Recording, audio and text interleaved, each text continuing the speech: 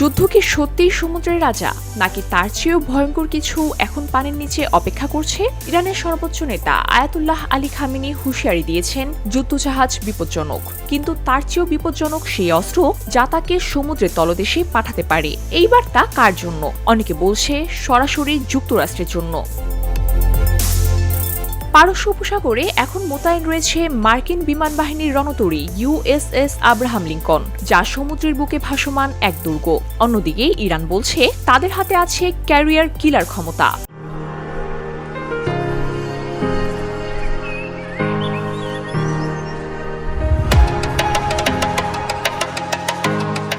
Iran সম্প্রতি প্রকাশ করেছে নতুন ক্রুজ ক্ষেপণাস্ত্র আবু মাহাদি। দাবি করা হচ্ছে এর বৈশিষ্ট্য প্রায় 1000 কিলোমিটার পাল্লা, sea skim flight profile, dual mode radar seeker, কৃত্রিম বুদ্ধিমত্তার সহায়তায় লক্ষ্যবস্তু শনাক্তকরণ।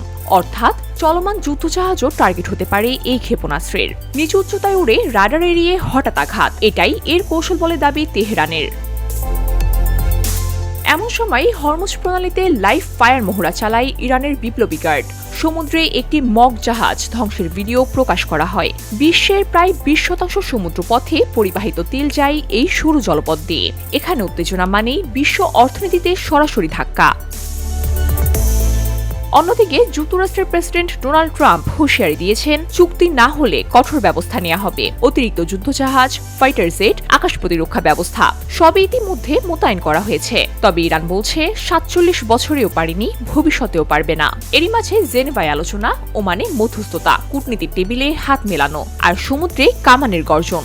একদিকে আলোচনার হাসি, অন্যদিকে চলছে যুদ্ধের প্রস্তুতি। রাশিয়া ও চীনও হরমুজের নৌমহড়ায় যুক্ত হয়েছে, যা মাল্টিপোলার শক্তির ইঙ্গিত স্পষ্ট করছে। বিশ্লেষকরা বলছে এটি শুধুমাত্র আর অস্ত্রের লড়াই নয়, প্রভাব, প্রতিরোধ আর আধিপত্যের লড়াই।